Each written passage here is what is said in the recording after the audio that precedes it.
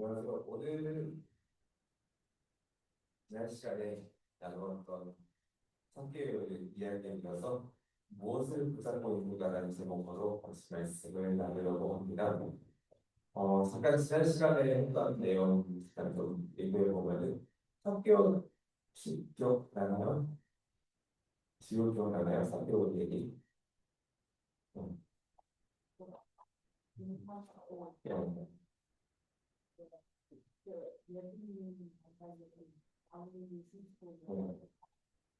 맞아요. 기억하고 있어요. 감사합니다. 네, 사기업은 지난 시간에 친구가 얘기한 대로 세입자하고 기자였는데 그 세입자는 그래서여서 죄의식을 받는 사람이었습니다. 사람의 고난과 외로움 속에 살아갔던 그는 예수님에 대한 소식을 듣고 예수님을 만나기 위해서 달려가는데요. 근데 사기업은 체면을 내려놓고 돌 무화과 나무 위에 올라가서 예수님을 만나려고 했습니다. 그런데 사실은 사개오가 예수님을 찾은 것이 아니라 예수님이 잃어버린 자 사개오를 찾으러 오신 거였습니다. 예수님은 그를 향해 사개오라 속히 내려오라 오늘 내 집에 이와야 한다 하고 말씀하셨는데요. 사개오는 그 말씀을 듣고 급히 내려와 기쁨으로 예수님을 얻어봤습니다. 그리고 그는 자신의 재산의 절반을 가난한 자들에게 주고 속일 하였은 것은 네 배나 받고 있다고 고백했습니다. 이것은 단순한 행동의 변화가 아니라 삶의 주인이 바뀐 변화입니다. 예수님은 그래서 이렇게 선하시니라 오늘 온 이스라엘이 이뤘다. 그래서 성경으로가 말하는 복음은 단순히 우리를 위로해 주신 메시지가 아니라 우리 삶을 실제로 변화시키는 능력이었습니다. 오늘 본문에는 이제 오늘 본문 이제 부자 청년에 관한 이야기를 같이 나누려고 하는데요. 말씀 같이 먼저 시작하겠습니다. 마가복음 10장 17절부터입니다. 마가복음 10장 17절부터 25절까지 말씀 나누겠습니다.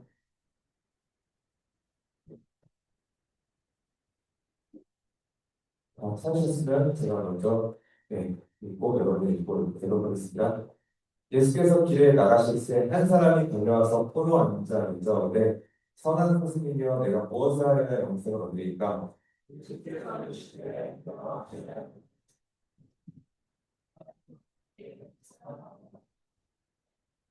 내가 두려워하더니 살인하지 말라, 간음하지 말라, 도둑질하지 말라, 거짓 증언하지 말라, 소경배하지 말라, 내 부모를 공경하라 하느니라.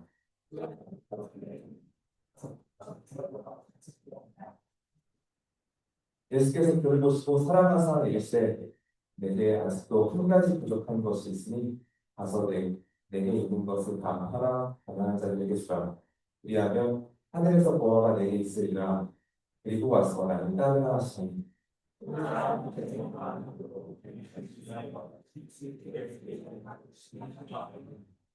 예수께서 둘러보시고 제자들에게 이르시되 재물이 있는 자는 하나님의 나라에 들어가기가 심히 어렵도다 하시니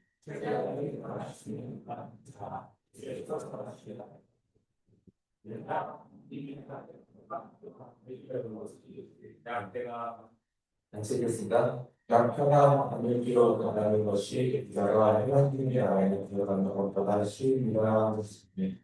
네. 네, 오늘은 지난 시간 선거에 이어서 그 비슷한 사람, 부자 청년이 등장하는데요. 이 사람도 우리 오늘 본문인 것을 보면은 예수님을 똑같이 찾아왔습니다. 그리고 이 사람도 삭개오처럼 진지하게 질문했고, 그리고 종교적으로 꽤 괜찮은 사람이었다고 합니다. 네, 지금 같이 나눠볼 텐데요. 하지만 결과는 전혀 다른데, 이 삭개오는 예수님을 기쁨으로 영접했지만, 이 본문의 부자 청년은 근심하며 돌아갑니다. 왜 이런 차이가 나는지 오늘 말씀을 통해서 그 이유를 함께 묵상해 보면 좋겠습니다. 네, 여러분 혹시 뭔가 간절하게 바랐던 것을 가져본 적이 있나요? 네, 혹시 그런 적 있나요? 없어요? 네. 네? 돈이요? 네, 맞아요. 맞아요. 저도 간절하게 바라는 적 있습니다. 네. 혹시 뭐 우리 청소년들은 뭐 여러 가지 있겠죠. 뭐 게임 아이템들 있을 수 있겠고 아니면은 뭐 게임기 같은 것도 있을 수 있겠고 많은 거죠. 그런 거 있을 수 있고 뭐 청년들도 뭐 그런 거 있을 수 있겠죠. 뭐 예를 들어서 이제 대학에 입학한 청년들은 내가 정말 원하는 대학 아니면은 가고 싶었던 이제는 안전한 직장 그리고 열심히 준비해서 얻는 결과물 같은 게 있을 수 있겠고 목표 아니면은 이제 저희 작년에는 그 내신발을 그냥 예산을 찾아가지 그리고 승진 아니면 시험 합격 뭐 이런 게 있을 수 있겠는데요. 여러분도 혹시 이런 게 각자 하나 있으셨을 겁니다. 그거 하나만 되면은 괜찮아질 만한 그런 게 다들 하나씩 있으셨잖아요. 우리가 그것을 이루었을 때 이루어진 경험이 다들 있으셨던 적도 있고 없을 적도 있을 텐데 그 순간에 정말 기쁩니다. 그 순간에 혹시 각자 한번 상상해 보시면은 진짜 내가 이걸 드디어 얻다니 굉장히 감사하다. 이제 좀 살 것 같다. 이제 걱정이 없다. 이제 행복 시작이야. 라면서 내가 이걸 얻다니 기쁘다. 이렇게 가슴이 벅차고 되게 꿈을 이뤘다는 사실 때 내가 진짜 감동을 받는 뭐 그런 적이 다들 한 번씩은 있었을 겁니다. 그런데 신기하게도 그 감정은 오래가지 않습니다. 네, 맞아요. 이거 나는 꿈에 그리던 직장에 취업하면 이런 직장에 취업했다고 하더라도 3개월도 안 돼서 일에 치여서 힘들어하는 이제 동료 후배나 선배들을 볼 수 있었고요. 그리고 또 상황은 또 다른 문제를 또 낳게 되고 그리고 목표를 달성을 하면은 또 다른 해야 되는 일이나 과제가 생기고 다 이런다고 생각했지만 삶의 만족을 금방 사라지는 것을 또 느끼게 됩니다. 예를 들어서 이런 것도 있잖아요. 예술하면을 내가 했다고 해서 무슨 막첫 딸은 좋아하잖아요. 너무 감사하다 하는데 그 감정이 1년, 2년 계속 오래 가면 그냥 3년, 5년, 10년 계속 가는데 계속 근데 진짜 너무 좋다. 그러면은 너좀 병원에 붙여야 되지. 네, 그렇죠. 그렇게 생각하는데 사실 그런 만족적인 거는 되게 오래 가지 않고 금방 사라지고 지금 마음에서 떨어집니다. 그래서 이것만 되면 괜찮을 줄 알았는데 막상 되면 이건 아닌데 왜 부족하지? 라고 생각을 합니다. 그래서 우리는 계속해서 뭔가를 채우려고 하고 목표를 세우기도 하고 그래서 계속 그런 걸 끊임없이 생각을 합니다. 좀 더 가서 괜찮을 거야. 좀만 더 이루면 만족할 수 있을 거야. 근데 여러분 정말 그랬나요? 저는 제가 짧은 삶에서는 아직 그러지는 못했던 것 같습니다. 많은 부와 그리고 명예, 성공 같은 거를 얻은 연예인들이나 부자의 삶의 이야기를 좀 들어보면은 의외로 이런 고백을 많이 합니다. 제가 실명을 다 이야기할 수 없지만 행복하지 않다, 공허하다, 잘하자라고 하지만 채워지지 않는다 이런 고백을 하는 연예인들을 볼 수가 있는데요. 그래서 어떤 사람들은 금지된 쾌락에도 빠지게 되고 중독에 빠지게 되고 그리고 심하게 오면 극단적 선택을 하는 경우도 많이 보게 됩니다. 그래서 삶의 방향을 잃어버리는 경우를 많이 보게 되는데요. 왜 그럴까 생각해보면 다 가진 것 같은데 그 안에는 뭔가 채워지지 않는 공간이 있지 않나 우리가 한번 생각해봅니다. 오늘 말씀은 우리 이전 성경에 대한 이야기를 같이 나눠보는데 이 부분은 누가복음 마태복음에도 나오는 이야기입니다. 그만큼 세계복음서에서 나오는 것처럼 중요하게 다뤘다고 볼 수 있는데요. 이 청년에 대한 이야기는 여러 보고서에서도 이렇게 생각합니다. 부자이다라고 생각하고 또 관리다라고 얘기를 하는데 누가복음 18장에 보면 이 청년은 관리라고 하는데 여기서 이 관리는 헬라어로 아르몬이라는 건데 지도자나 통치자를 의미한다고 합니다. 학자들은 이 사람이 유대 공동체의 지도층이었을 수도 있고 로마 정부에 의해서 임명된 정부관리였을 수도 있다고 합니다. 근데 젊은데 부자이기도 하고 그리고 고위 관리이기도 하고 그러면은 정말 우리가 생각하는 그 엄치자 같은 사람이 아닌가 생각을 해보는데요. 근데 보통 부자라고 하면은 본인이 젊었을 때부터 부를 이룰 수도 있지만 뭐 집안이 보통 부자이기 때문에 부자인 경우가 많잖아요. 그래서 이 청년은 집안도 부자일 수도 있고 그리고 젊었을 수도 있고 그리고 사회적으로 성공도 있고 그리고 딱 보기에 종교적으로는 되게 열심히 했었던 것 같습니다. 그런데 우리도 사실은 이런 부자 청년처럼 욕심인 거 아닌가요? 뭔가 젊은 때 여기 청년들 젊은 때 좋은 직장을 가고 싶고 어느 정도 부족하지 않는 부를 좀 가지고 싶고 그리고 공복잡하지 않고 살고 싶어요. 그런 안정된 삶을 우리 청년들이 가지고 싶지 않나 생각해 봅니다. 근데 이 청년이 이렇게 부족한 것 없이 살아 보이는 것 같은데 이 삶에 뭔가 문제가 생긴 것처럼 보입니다.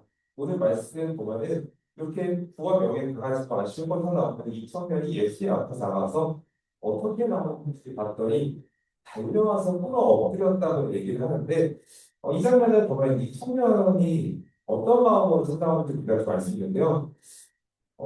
달려와서 꿇어 엎드렸다. 우리 지난 시간에 습기형도 그랬습니다. 달려왔다. 그리고 뭐 나무 위에 올라간다.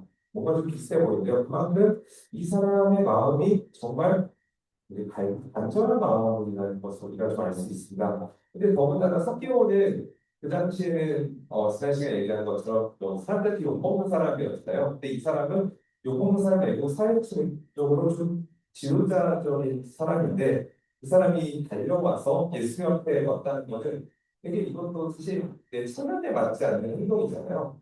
어, 조선시대로 말하면은 뭐 내각 자제나 아니면 빠르게 승진하는 영웅과 고위 관리인데 그런 사람이 예수 앞에 달려왔다? 그리고 끌어엎드렸다? 제가 생각하기에는 이 모습은 뭔가 절박한 마음이 되게 담겨있는 것처럼 보입니다. 자기의 체면을 생각하지 않고 절박하게 예수 앞에 나왔다는 것을 우리가 알 수 있는데요. 이렇게 달려와서 끌어엎드려서 하는 말이 뭐라고 말을 하고 있죠? 역시 여러분 보시나요? 성경적으로 말을 한번 읽어보고요. 약간 예수님께 신앙생활의 가장 중요한 질문을 합니다. 영생에 관한 질문을 하는데 이 질문을 보면 신앙생활에서 깊이 있는 고민을 많이 하는 것 같습니다. 그럼 왜 이런 질문을 했을까요? 겉으로 보면은 부족한 것이 전혀 없어 보이는 그의 삶이지만 마음속에는 확신이 없었습니다. 나는 이렇게 열심히 살았는데 왜 내 마음은 채워지지 않지? 내가 혹시 놓치고 있는 건 아닌가? 나는 율법대로 이 사람은 잘 살고 있지만 하나님 앞에서 정말 내가 이렇게 살아도 괜찮은 건가? 이렇게 생각을 하지 않았을까 생각을 해봤는데요. 겉으로는 성공했지만 마음속에는 뭔가 모호함이나 갈증, 갈급함이 있었습니다. 그래서 예수님을 께 달려왔는데요.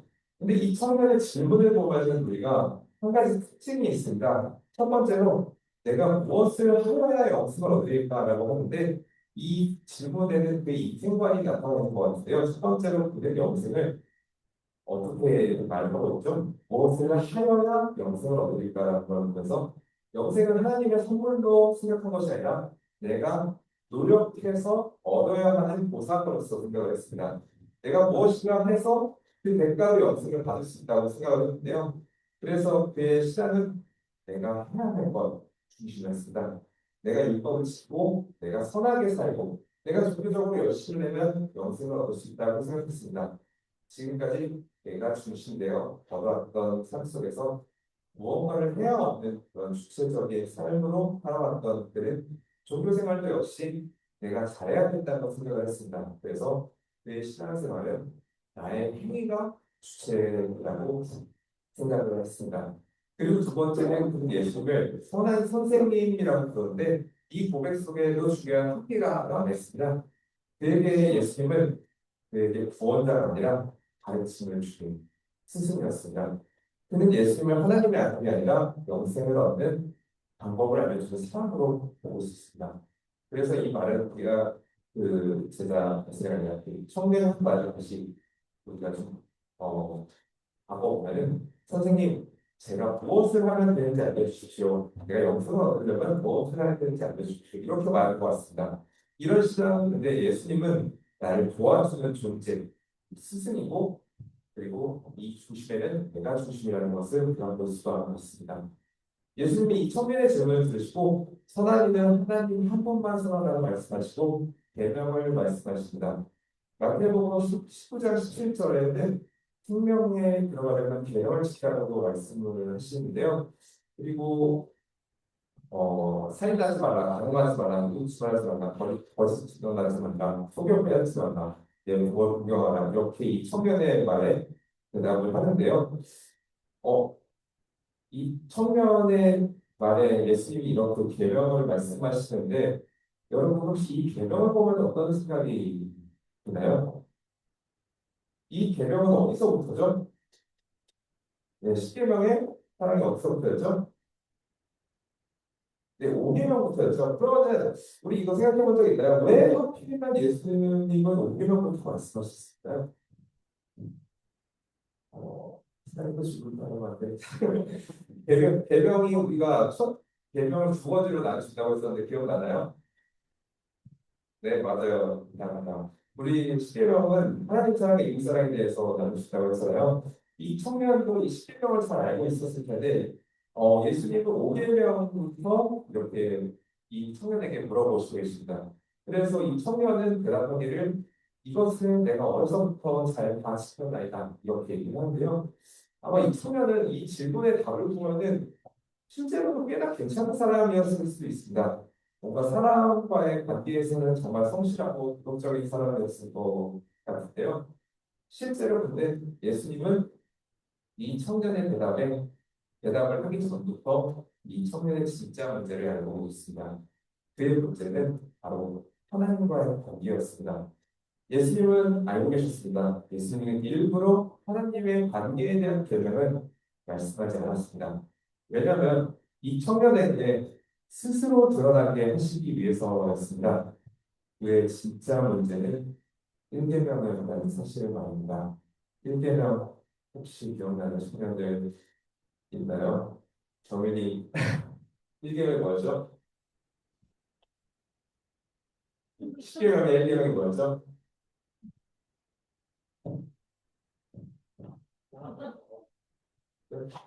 넌 나의 다른 신을 잊지 말라는 말씀이었죠.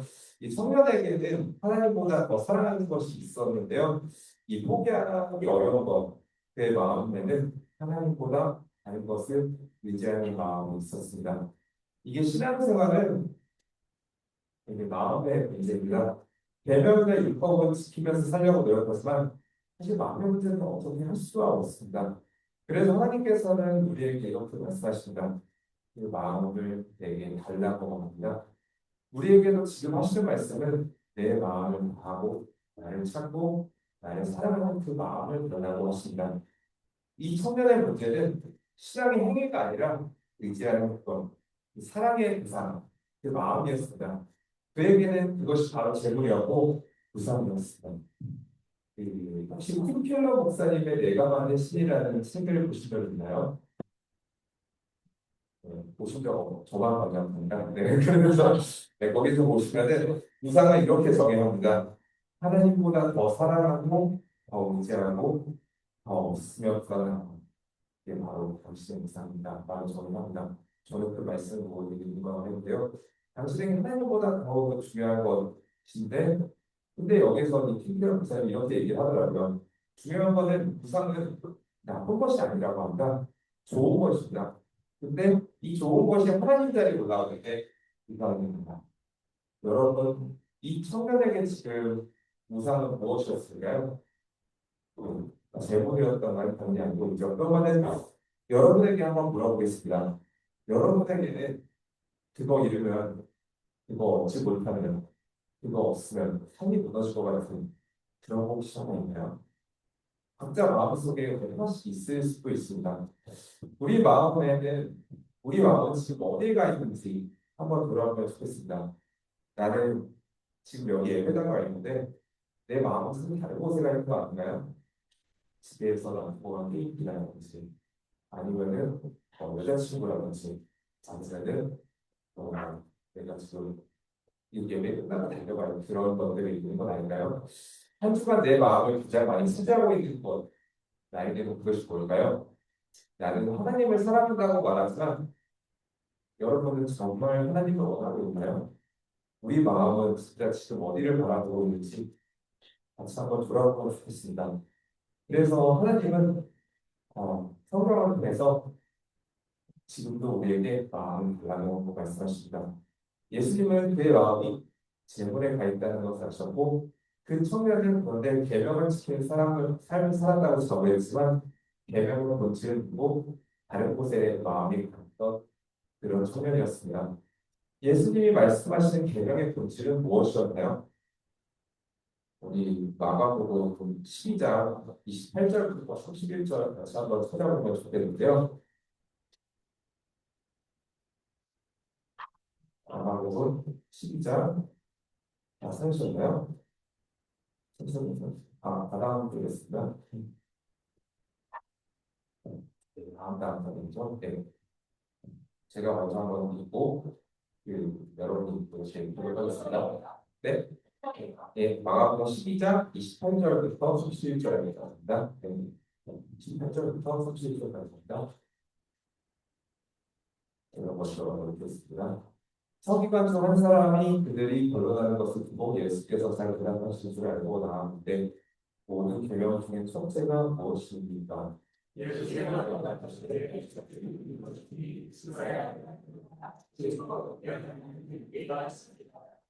내 마음을 다하고 목숨을 다하고 뜻을 다하고 힘을 다하여 주 너희 하나님을 사랑하라 하신 것이요.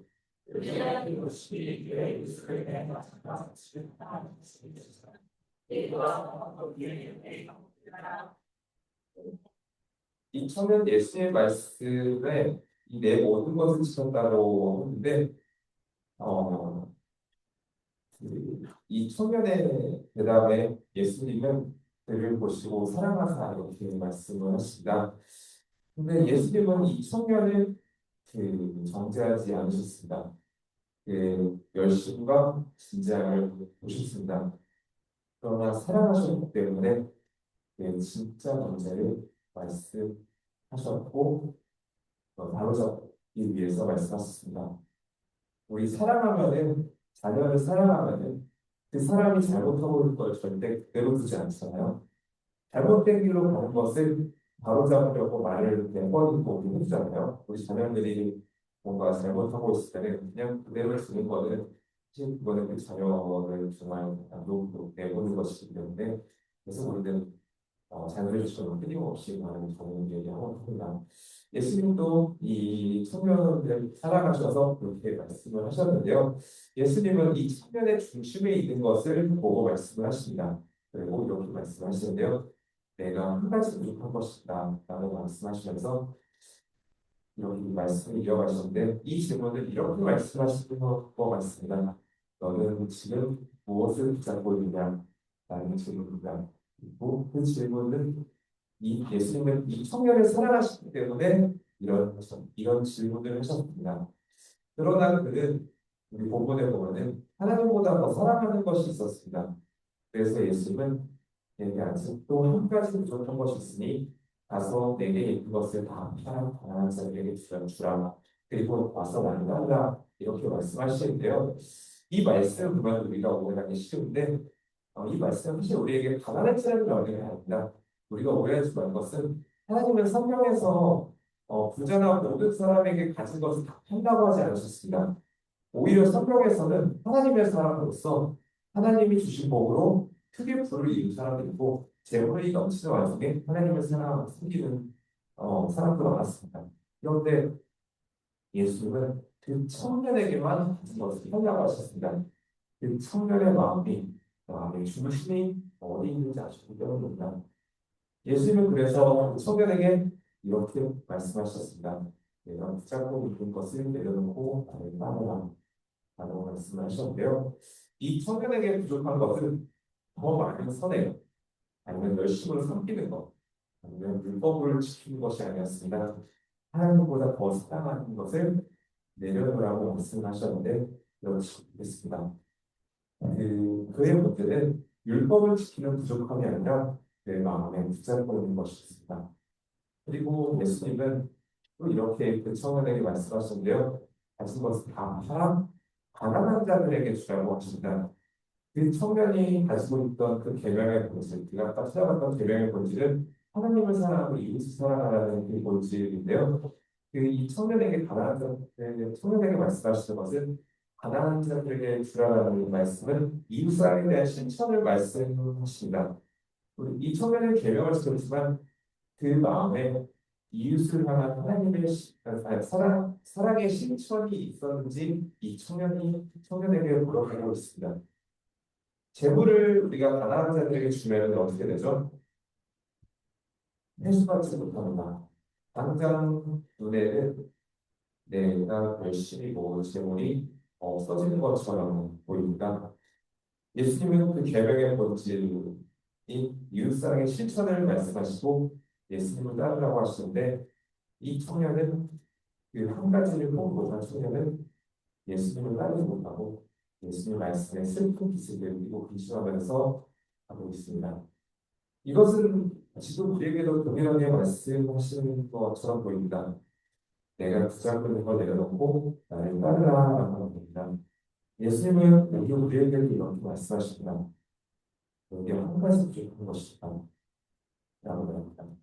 그 한 가지는 사람마다 다를 수 있습니다.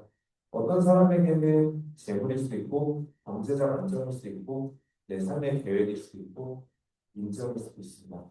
이게 그런데 평상시에는 잘 안 필요합니다.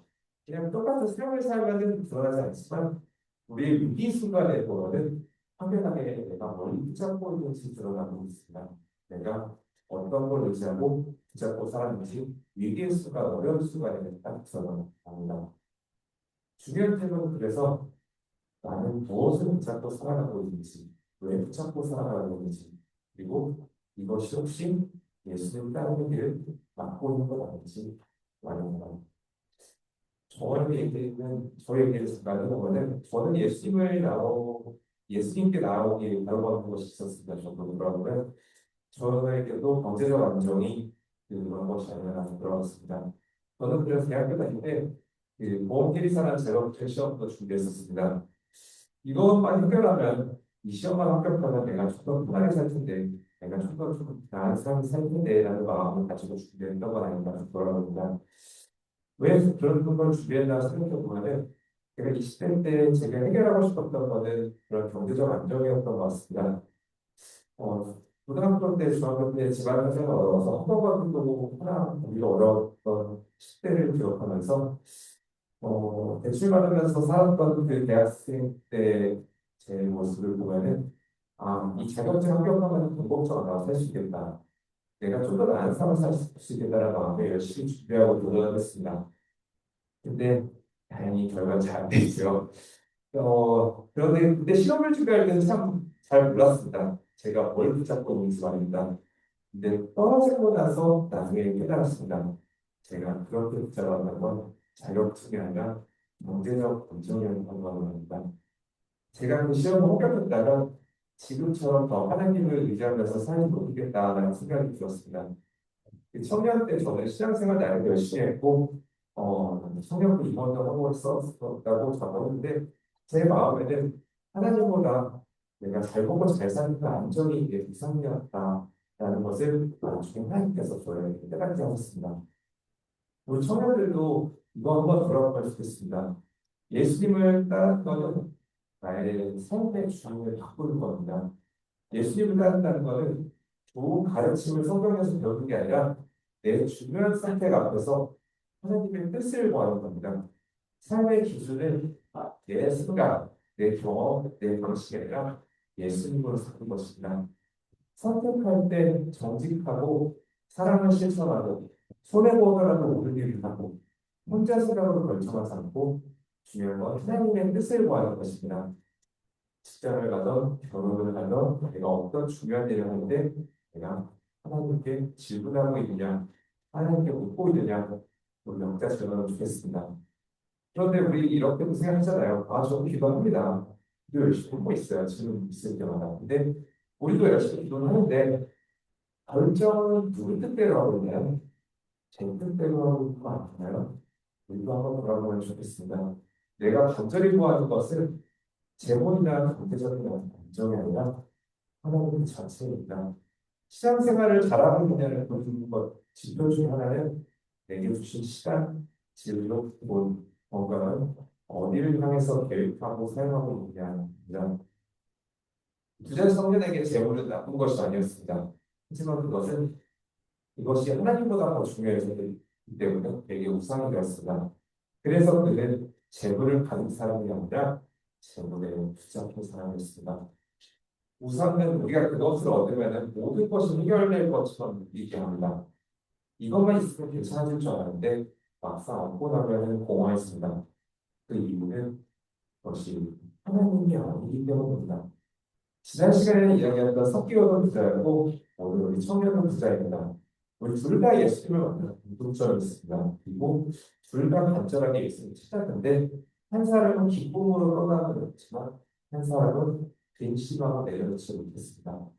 차이는 재물의 많고 적이 아니라 누가 마음의 주인이었느냐입니다. 사개월은 예수님을 붙잡았고 부자 청년은 재물을 붙잡기 때문에 근심하며 돌아갔습니다. 그래서 사개월은 기쁨으로 변화되었고 부자 청년은 근심했습니다. 우리가 기억해야 될 것은 근데 여기 이 사개월나 부자 청년처럼 재물을 다 포기해야 되나 이렇게 생각을 하는 경우가 있는데 우리가 기억해야 될 것은 예수님을 따르는 자들은 하나님을 신뢰하는 자들은 하나님이 그 인생을 반드시 책임져 주시다. 예수님이 예수님께 우리가 제 인생의 주인이라고 고백하고 하나님이 나의 주인, 하나님이 나의 하나님이라고 고백하는 사람에게 당연히 우리의 삶의 필요를 채워주지 않겠습니까? 주인이라 고백하는 자들에게, 아멘 딸들에게 하나님은 다 채워주시고, 공급해주시고, 우리의 필요를 다 아시고 계십니다.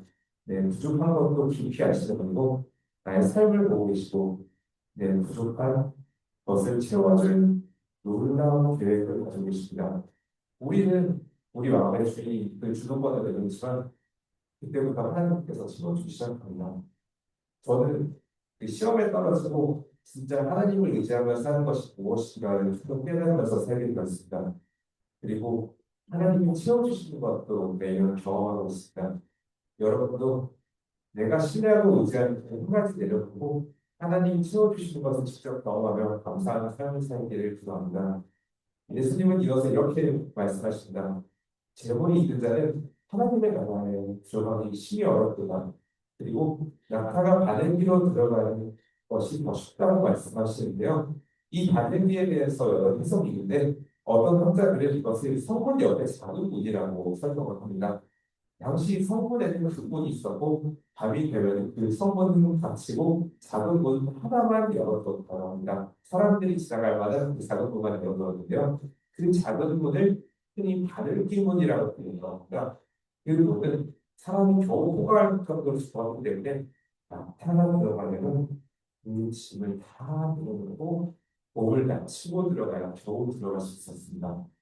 바늘기 문을 통과하려면 우리가 해야 될 것은 먼저 낙타의 짐을 내려놓는 것입니다. 하나님 나라에 들어가는 길은 가지고 가는 길이 아니라 내려놓는 길입니다. 우리가 하나님께 나아가기 위해서 내려놓아야 하는 것이 무엇일까요? 예수님은 청년과 동일한 질문을 한 율법교사에게도 이렇게 말씀하셨습니다. 누가복음 10장 25절에 선생님, 내가 무엇을 하여야 영생을 얻으리까? 라는 율법교사의 질문에 율법에 무엇이라 기록되었으면 너가 어떻게 읽느냐라고 말씀하셨습니다. 그래서 율법교사는 대답해서 내 마음을 다하여 목숨을 다하며 힘을 다하며 뜻을 다하여 주 너의 하나님을 사랑하고 또한 내 이웃을 내 자신을 사랑하라. 라는 얘기하고 하니까 예수님이 내 대답이 원수다 유행하라 왜냐하면 세리라고 하십니다. 말씀을 마무리하려고 합니다. 이 청년에게는 영생에 대한 갈망이 있었습니다. 가진 것도 많았고 이룬 것도 많았지만 어디에서도 찾을 수 없는 그 영생에 대한 간절한 마음이 있었습니다. 하지만 그는 재물을 포기하지 못한 채 예수님께 나오지 못했습니다. 요한복음 5장 39절 40절에는 그 영생에 대해서 이렇게 말을 합니다. 너희가 성경에서 영생을 얻는 줄 생각하고 성경을 연구하거니와 이 성경이 곧 내게 대하여 증언할 것이라. 그러나 너희가 영생을 얻기 위하여 내게 오기를 원하지 아니하노라. 예수님은 우리가 예수님께 오기를 원하시고 기다리고 계십니다. 예수님은 우리에게 많은 것을 요구하지 않으십니다. 단 한 가지, 내가 붙잡고 있는 것을 내려놓고 나의 편이라고 라는 말씀하십니다. 오늘 이 자리에 있는 우리 모두에게도 동일하게 말씀하십니다. 예수님이 오늘 여러분에게 내게 아직 한 가지 부족한 것이 있다라고 하시는 이 한 가지는 무엇일까요? 여러분 마음속에 이미 떠오르고 있는 그것, 바로 그것이 아닌가 싶습니다. 그것이 우리 삶 속에서 나온 것이 아닙니다.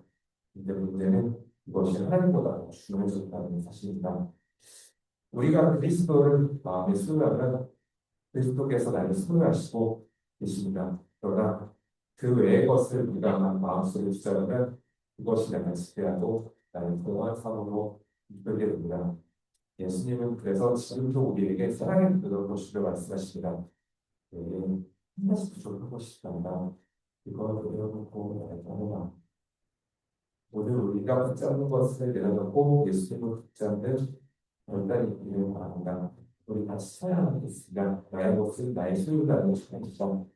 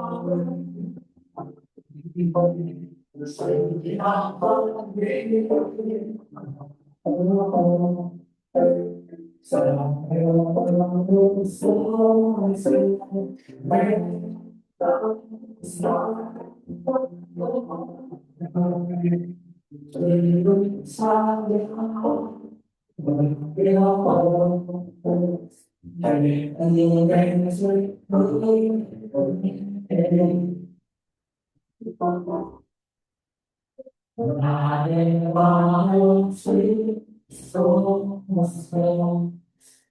같이 그랬으면 좋겠습니다. 예수님이 오늘 우리에게 한 가지 부족한 것이 있다 말씀하시는 것이 무엇인지 생각해보고 기도하고 싶겠습니다. 예수님은 사람으로서 지금도 우리에게 말씀하십니다. 나를 너가 마음속에 이렇게 떠오르는 것을 내려놓고 나를 따르라고 말씀하십니다.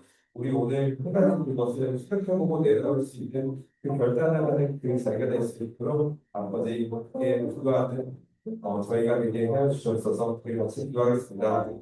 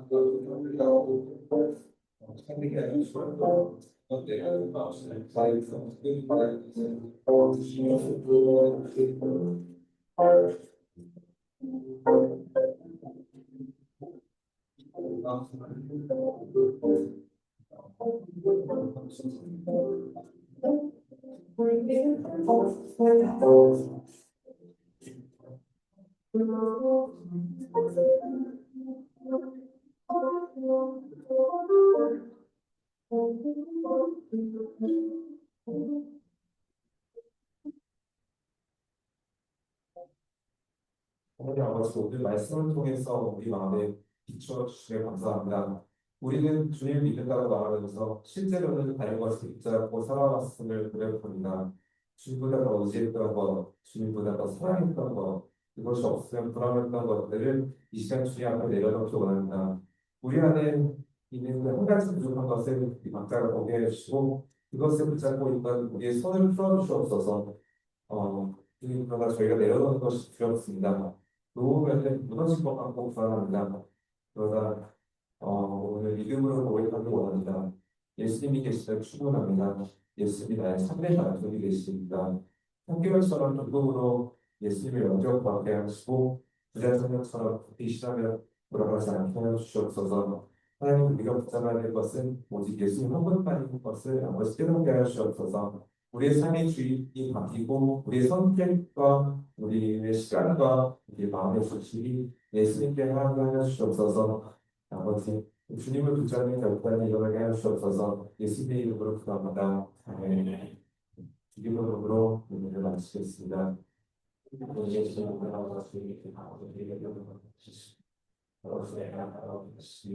아버지의 시간에서와 같이 일어날 수 있습니다. 우리에게 만사시키시오. 우리에게 단서를 하는 것이 우리에게 살아가 주시고 우리의 시간까지 하시고 나를 살아가시고 나가라 본들과 우리 돌아오는 것을 위하여 아멘.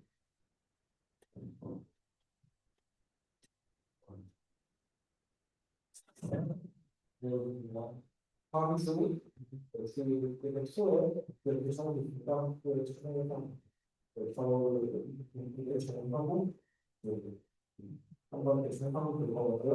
우리 벌칙을 수행하는 시간, 우리가 지켜야 모든 것을 하는 거에 관리를 시간이 있습니다. 또 4월 12일, 6월 처음 발표가 있습니다. 여러 사람들이 많고 같이 준비하는 시간이 있습니다. 어?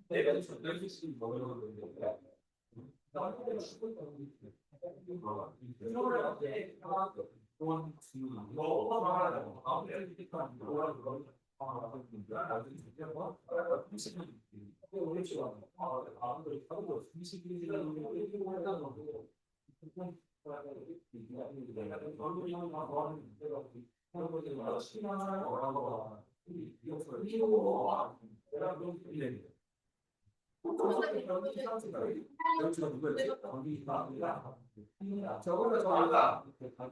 성이요.